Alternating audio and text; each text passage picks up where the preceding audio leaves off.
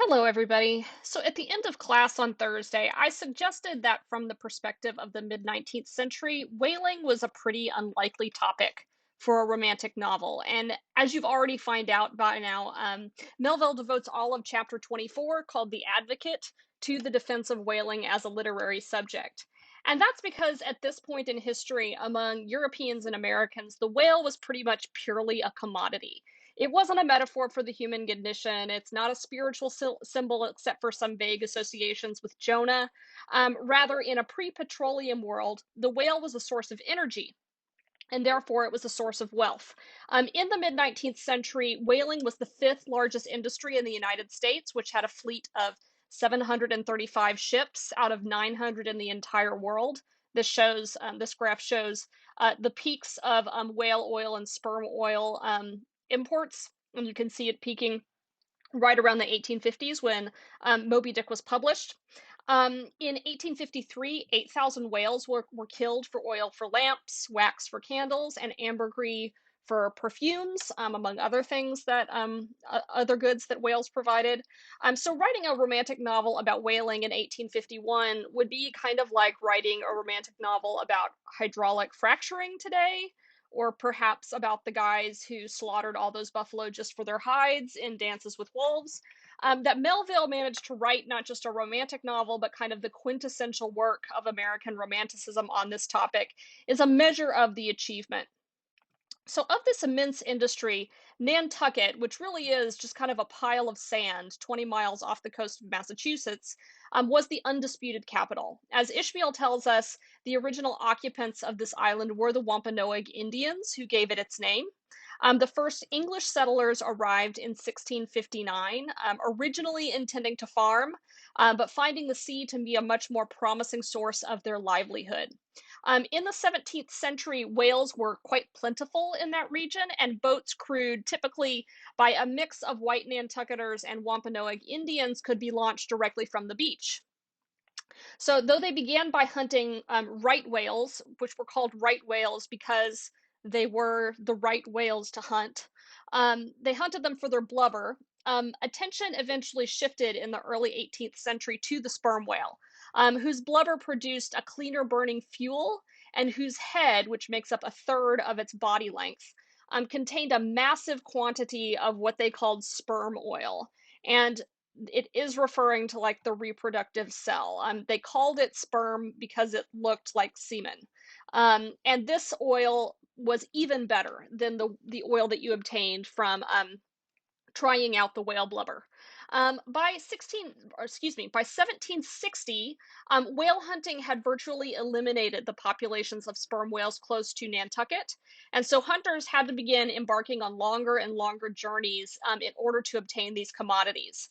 Eventually, equipment for processing whale blubber on board of a ship enabled these crews to go even further and for longer periods of time. So, a typical voyage in the 19th century would have started in Nantucket and gone around the tip of South America, where Cape Horn is, to the whaling grounds in the Pacific Ocean. And that trip there and back would take about 2 to 3 years, sometimes more. So, chapter 14 of Moby Dick highlights what by the 19th century had become kind of a paradox, that this tiny piece of land that seemingly lacked in natural resources on its own, it was not good for farming, had obtained an economic footprint that really rivaled empires. Ralph Waldo Emerson actually called Nantucket the nation of Nantucket. This, by the way, is an image of trying out blubber on top of a ship, not of a ship on fire. This is what it looked like when they were, processing the whale blubber in order to pack it into barrels of oil. We're going to see that in not too long in Moby Dick. So Nantucket was also a religious place. So though Congregationalism, which is the Protestant denomination that was descended from the Puritans, Congregationalism was originally the dominant confession among the white settlers of Nantucket. But in 1702, a woman named Mary Starbuck became the first Nantucketer to convert to Quakerism, and others soon followed her. Starbuck, like Coffin, was a common Quaker name. Thus, that's where the first mate of the Pequod gets his name. It's just kind of a typical Quaker surname. But yes, Starbuck, the character from Moby Dick, is where the coffee company gets its name. So, like Puritans, Quakers were a dissenting, nonconformist Protestant sect that began in England. Unlike many other Protestants, Quakers believed that God speaks directly to individual human beings, just as he did to the biblical prophets. The focus of worship is therefore on being open to that revelation. Quakers were also radically non-hierarchical. They also called themselves by the name the Society of Friends. And so a Quaker service, which is called a meeting, has no minister and no sermon. Rather, Quakers just kind of sit in a circle together and wait until somebody feels that God is speaking to them. And then this person shares that message with the group. So not a typical church service. Quakers were persecuted in Europe and also by the Puritans in Massachusetts, as we saw when we read Hawthorne. But they also founded their own settlements in other parts of North America, especially in Pennsylvania, which was predominantly settled by Quakers. And they were also known for two other important stances that often placed them in conflict with the prevailing political and social systems. So they were pacifist. They refused to participate in any wars, including the Revolutionary War and the Civil War. And they were abolitionists. So they maintained a staunch opposition to slavery. And this is why Quakerism tends to be a northern denomination. It did not achieve much of a foothold in the American South. Quakers are also known for their kind of like the Catholic Jesuits for placing a very high priority on education. So even though Quakers are a small denomination in the United States, you'll find lots of schools that are Quaker schools. So the eventual domination of Nantucket by Quakers gave rise to yet another paradox, which is this is an island of pacifists whose entire livelihoods depended on the slaughter of these majestic creatures. So Ishmael even draws attention to this in chapter 16 when he says that some of these same Quakers are the most sanguinary of all sailors and whale hunters, meaning the bloodiest of all sailors and the bloodthirstiest of all sailors and whale hunters. They are fighting Quakers. They are Quakers with a vengeance. Furthermore, many Quaker ship owners, like we see with Captain Bildad, were kind of known for exploiting their crew members. So, in his book on Nantucket whaling, a historian named Nathaniel Philbrick quotes a man named William Comstock, who said, "Unfortunately, the anger which the Quakers are forbidden to express by outward actions, finding no vent, stagnates the heart. And while they make professions of love and goodwill, the rancor and intense malevolence of their feelings poisons every generous spring of human kindness." So Quakers also had this kind of unique custom of using the archaic pronouns thee and thou, which you've surely noticed in Moby Dick. And these had fallen out of common use during the 17th century. And this has the effect of making a lot of Melville's characters, given how many of them are Quakers, sound like they're in a Shakespeare play, which is kind of convenient for his purposes because he is writing a tragedy of Shakespearean dimensions. And so having characters that already sort of seem to speak like they're in an Elizabethan drama kind of works for that. And also, they all carry biblical names at the same time. So it gives it this sense of it being an older book than a 19th century book. Nobody was really talking like this, like the way they do in Moby Dick, in the middle of the 19th century. So, also, the frugality displayed by Bildad was kind of another part of the Quaker ethos. So, in the 19th century, whaling was financialized, meaning that ships were financed through a joint stock arrangement. So, although Peleg and Bildad are majority owners of the Pequod, it is likely that hundreds of people actually own stock in the ship. So it was, in fact, a very common strategy to hedge against the inevitable risks of whaling by owning shares in many different ships. And so this is why when Bildad suggests that in giving Ishmael a longer lay, he would be taking food out of the mouths of widows, is because plenty of, the family members of sailors would own stock in a ship. So for the average sailor, on the other hand, Nantucket became a very, very wealthy place. And if you were a ship owner or a ship captain, you could get really rich. But for the average sailor, whaling represented a pretty huge risk for a fairly small reward. Whaling did not pay as well as the merchant service because um, you were paid out of a share of the profits and not a regular wage. So you couldn't really even count on getting a certain amount of money at the end of your 2 to 3 year voyage. You couldn't be guaranteed anything, in fact, at the end of your 2 to 3 year voyage. But you would at least have had your basic needs taken care of while you were on the voyage. You'd have housing and you would be fed, unless something disastrous happened. As a result, um, these ships tended to employ a lot of rather inexperienced sailors. And the need for labor and the Quakers' political commitments also meant that a lot of non white people worked in whaling. So, unlike in virtually any other industry, Black and Indigenous sailors were paid according to their experience rather than their color. So, you see, for example, that Queequeg is being paid much, much more than Ishmael. Queequeg gets something like the 80th lay or the 90th lay, whereas Ishmael is way down in the 300s. So Queequeg is going to be much better off at the end of this voyage than Ishmael. Um, but that doesn't necessarily mean that white and non-white crew members were always treated equally. So Black crew members, for example, were usually housed in a separate part of the ship from white crew members. Their provisions, their rations were usually worse. The arrangements on the Pequod, in which we see that the Black and Indigenous harpooneers enjoy kind of a place of honor, like we see at their dinner table. This kind of arrangement was not unthinkable, but it probably was not the norm. Okay, Melville kind of portrays the whale ship as a kind of a microcosm of multiracial democracy. But in fact, this is probably kind of an idealized portrait of that. In reality, even though the Quakers were abolitionists, they did not always treat their crew members of color as well as they treated their white crew members.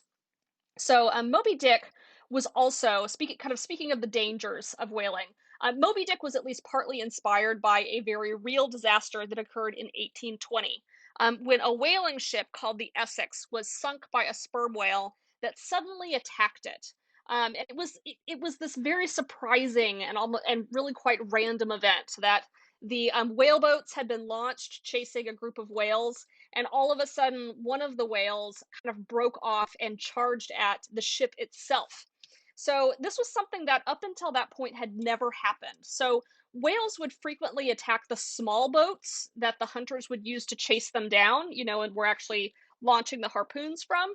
But there had never been a case of a whale actually going after the whole ship, which was, after all, 3 times the whale's size. There had been cases of ships accidentally striking sperm whales and it doing damage that way, but this was a case in which a sperm whale actually turned around and charged the ship and rammed it twice.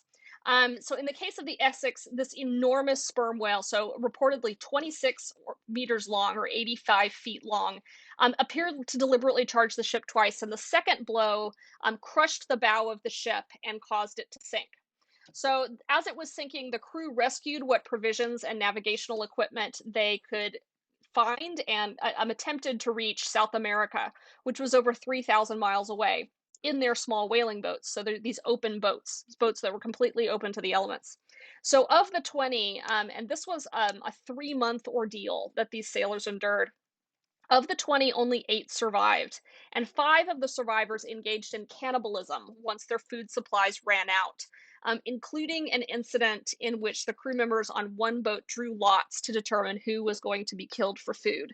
So it was a very, very bleak story, a really kind of harrowing ordeal that these people went through. And when these crew members were finally rescued by other ships not very far from the coast of Chile, their harrowing story was relayed all over the world, and it really kind of shook up the entire whaling industry.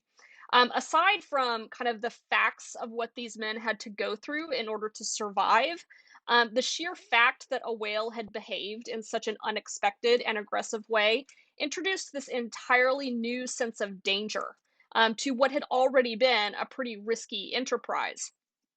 So Owen Chase, who was the first mate of the Essex, wrote his account of the ordeal in a memoir published in 1821.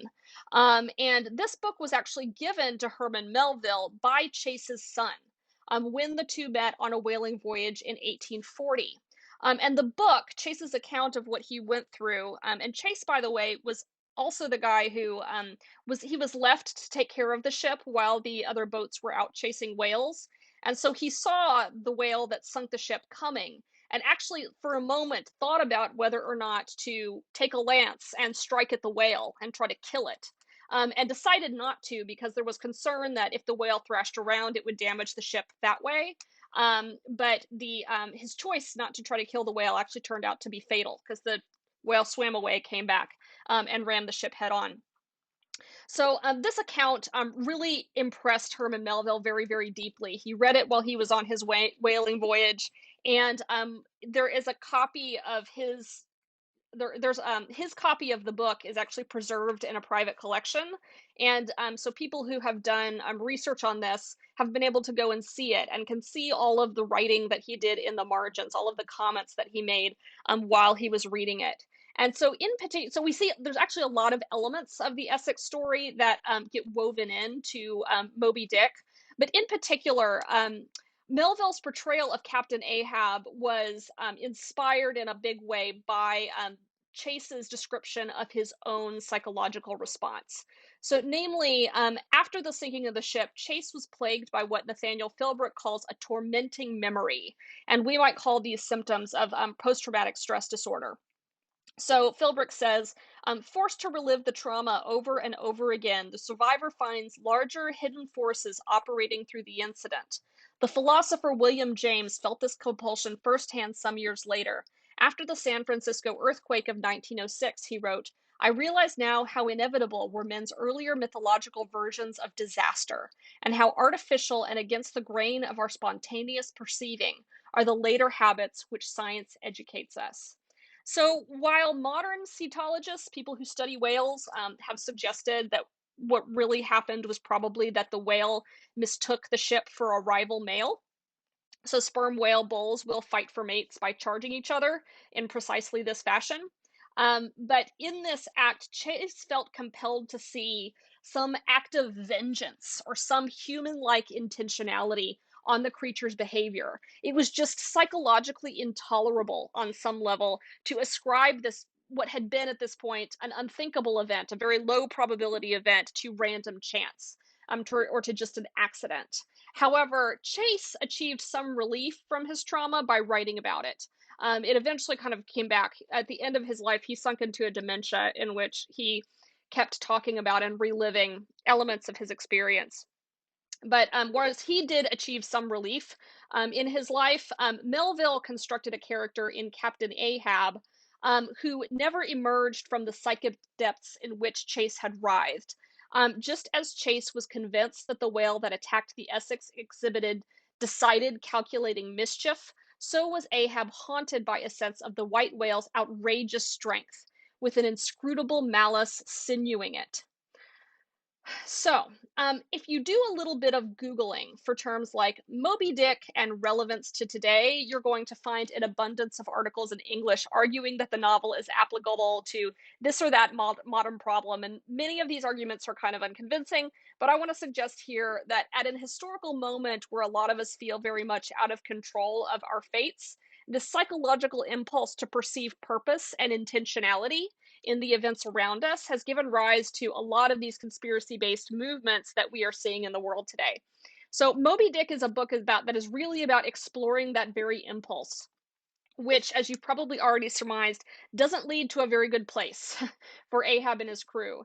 Ahab has taken this horrible thing that happened to him, the loss of his leg, and he is trying to seek vengeance on a creature that is not really capable of having the kind of human emotions that Ahab is attributing to him.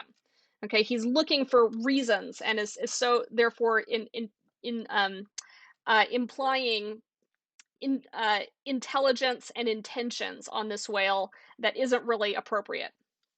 So, just to kind of wrap things up here, we all know that whale oil is not a thing that we use today, and there's kind of a common myth that the discovery of petroleum in Pennsylvania was responsible for the decline of the American whale industry, and so it's sometimes said even that oil saved the whales, or even that markets saved the whales. But the truth is that whaling did continue well into the 20th century, although it became less and less profitable and the oil more expensive as the global sperm whale population declined.